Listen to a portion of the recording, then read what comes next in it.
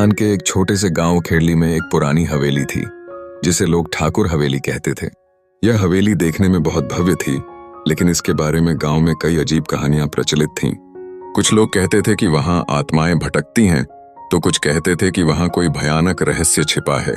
इस हवेली में दो स्त्रियां रहती थीं, सुमित्रा जिठानी और गीता देवरानी। देखने में दोनों एक दूसरे से प्रेम करती थीं, लेकिन भीतर ही भीतर उनके बीच एक अजीब खिंचाव था। कोई नहीं जानता था कि उनकी मुस्कुराहट के पीछे एक खतरनाक रहस्य छिपा है, जो एक दिन पूरे गांव को हिलाकर रख देगा। पहला अध्याय, हवेली की परछाइयां। गांव में रात जल्दी हो जाती थी। सूरज ढलते ही लोग अपने घरों में दुबक जाते थे, लेकिन ठाकुर हवेली में रात का अंधेरा और भी गहरा लगता था। हवेली के भीतर एक पुराना कुआं था, जिसके पास कोई जाता नहीं था। कहते थे कि पिछले 20 सालों में जो भी उस कुएं के पास गया, वह वापस नहीं लौटा। एक रात सुमित्रा अपने कमरे में अकेली बैठी थी। उसकी आंखों में बेचैनी थी। वह कुछ सोच ही रही थी कि तभी गीता वहां आ गई। जेठानी जी, क्या आप भी वही सोच रही हैं जो मैं सोच रही हूँ? गीता की आवाज में घबराहट थी। हाँ, अब और देर नहीं कर सकते, सुमित्रा ने धीरे से कहा। गीता ने कमरे के दरवाजे को बंद किया और फुसफुसाई, अगर किसी को पता चल गया कि हमने क्या किया है तो हम दोनों खत्म हो जाएंगी। सुमित्रा ने गहरी सांस ली और बोली, हमें यह राज हमेशा के लिए दफनाना होगा। दूसरा अध्याय, साधु की भविष्यवाणी। अगली सुबह गांव में हलचल मची हुई थी। एक अजीब से साधु ने गांव में कदम रखा था। उसकी आंखों में अजीब चमक थी और वह रहस्यमयी बातें कर रहा था। गांव वाले उसकी बातों से डर गए थे। साधु ने गांव की चौपाल में खड़े होकर जोर से कहा, इस गांव में कुछ बहुत बड़ा अनर्थ होने वाला है। यहाँ एक ऐसा राज दफन है जो अगर खुल गया तो कई जिंदगियां तबाह हो जाएंगी। गांव वाले ये सुनकर डर गए। तभी किसी ने पूछ लिया, बाबा, यह अनर्थ कहाँ होगा?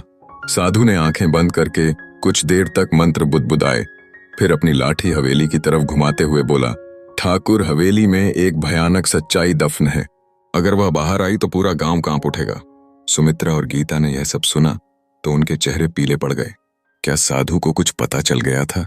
तीसरा अध्याय, कुएं का रहस्य। रात के समय जब सब सो रहे थे, गीता धीरे से उठी और बाहर निकली। उसने इधर उधर देखा और फिर हवेली के पुराने कुएं की तरफ बढ़ी। वह जैसे ही कुएं के पास पहुंची, अचानक हवा तेज चलने लगी।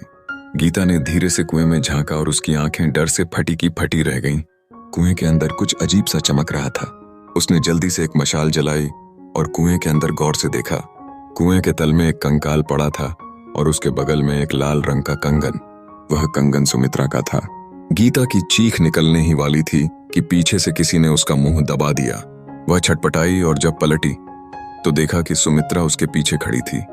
उसकी आंखों में गुस्सा और डर दोनों थे। तुम यहाँ क्या कर रही हो? सुमित्रा ने सख्त आवाज में पूछा। गीता ने कांपते हुए कहा, यह कंगन तुम्हारा है। यह लाश कौन है जेठानी जी? सुमित्रा ने गहरी सांस ली और धीरे से बोली, अब समय आ गया है कि तुम सच्चाई जानो। चौथा अध्याय, 20 साल पुराना राज। सुमित्रा ने गीता को हवेली के एक बंद कमरे में ले जाकर दरवाजा बंद कर दिया। उसने कहना शुरू किया, 20 साल पहले इस हवेली में एक लड़की रहती थी, राधा। वह मेरी छोटी बहन थी। ठाकुर साहब ने उसका सौदा कर दिया था। गीता हैरान थी। उसने पूछा, कैसा सौदा? सुमित्रा की आंखों में आंसू थे। उसे एक बूढ़े जमींदार को बेच दिया गया था, लेकिन राधा ने मुझसे वादा लिया कि मैं उसे बचाऊंगी। उस रात जब वह हवेली से भाग रही थी, ठाकुर साहब ने उसे पकड़ लिया और कुएं में धक्का दे दिया। गीता की आंखें फटी रह गईं। तो यह कंकाल राधा का है? सुमित्रा ने सिर हिलाया। हाँ, और मैं अब तक यह राज छुपा कर रखी थी, लेकिन अब जब साधु ने भविष्यवाणी कर दी है, यह बात बाहर आ सकती है। गीता कुछ बोलती, इससे पहले दरवाजे पर जोर से दस्तक हुई। दरवाजा खोलो, यह पुलिस है।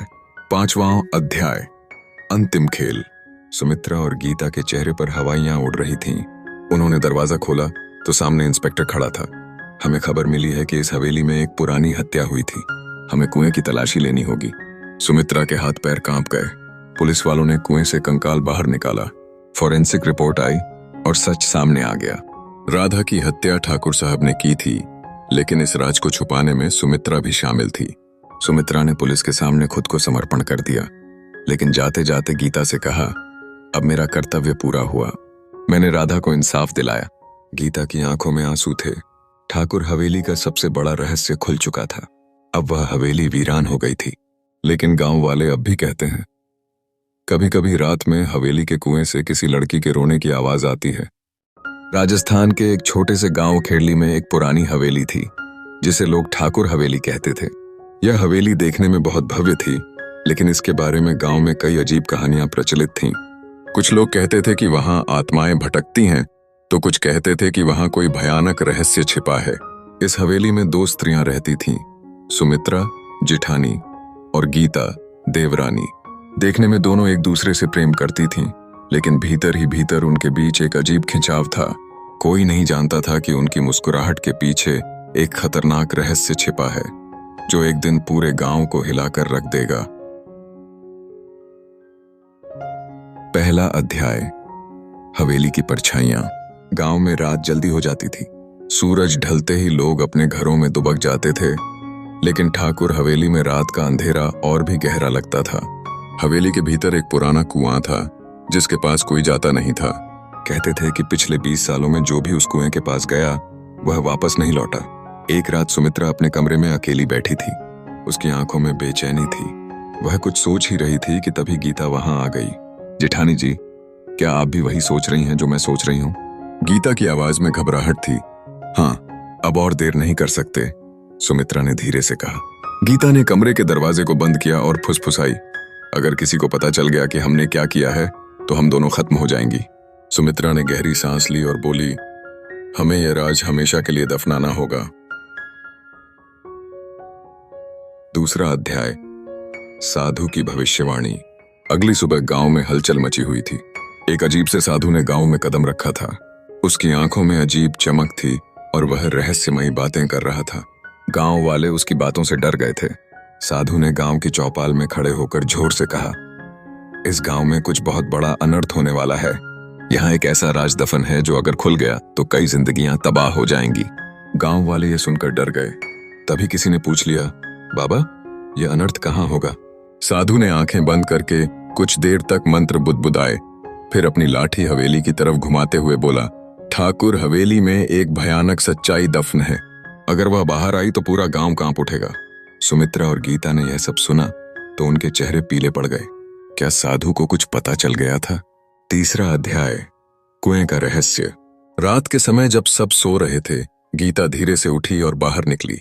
उसने इधर उधर देखा और फिर हवेली के पुराने कुएं की तरफ बढ़ी। वह जैसे ही कुएं के पास पहुंची, अचानक हवा तेज चलने लगी। गीता ने धीरे से कुएं में झांका और उसकी आंखें डर से फटी की फटी रह गईं। कुएं के अंदर कुछ अजीब सा चमक रहा था। उसने जल्दी से एक मशाल जलाई और कुएं के अंदर गौर से देखा। कुएं के तल में एक कंकाल पड़ा था और उसके बगल में एक लाल रंग का कंगन। वह कंगन सुमित्रा का था। गीता की चीख निकलने ही वाली थी कि पीछे से किसी ने उसका मुंह दबा दिया। वह छटपटाई और जब पलटी तो देखा कि सुमित्रा उसके पीछे खड़ी थी। उसकी आंखों में गुस्सा और डर दोनों थे। तुम यहाँ क्या कर रही हो? सुमित्रा ने सख्त आवाज में पूछा। गीता ने कांपते हुए कहा, यह कंगन तुम्हारा है। यह लाश कौन है जेठानी जी?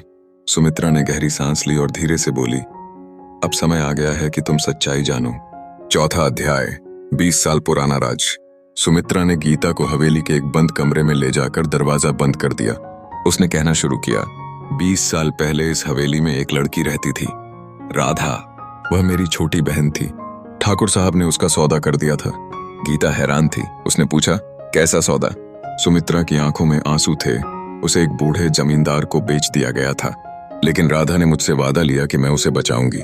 उस रात जब वह हवेली से भाग रही थी, ठाकुर साहब ने उसे पकड़ लिया और कुएं में धक्का दे दिया। गीता की आंखें फटी रह गईं। तो यह कंकाल राधा का है? सुमित्रा ने सिर हिलाया। हाँ, और मैं अब तक ये राज छुपा कर रखी थी, लेकिन अब जब साधु ने भविष्यवाणी कर दी है, यह बात बाहर आ सकती है। गीता कुछ बोलती, इससे पहले दरवाजे पर जोर से दस्तक हुई। दरवाजा खोलो, यह पुलिस है। 5वां अध्याय, अंतिम खेल। सुमित्रा और गीता के चेहरे पर हवाइयां उड़ रही थीं। उन्होंने दरवाजा खोला तो सामने इंस्पेक्टर खड़ा था। हमें खबर मिली है कि इस हवेली में एक पुरानी हत्या हुई थी। हमें कुएं की तलाशी लेनी होगी। सुमित्रा के हाथ पैर कांप गए। पुलिस वालों ने कुएं से कंकाल बाहर निकाला। फॉरेंसिक रिपोर्ट आई और सच सामने आ गया।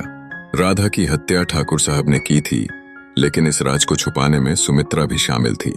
सुमित्रा ने पुलिस के सामने खुद को समर्पण कर दिया, लेकिन जाते जाते गीता से कहा, अब मेरा कर्तव्य पूरा हुआ।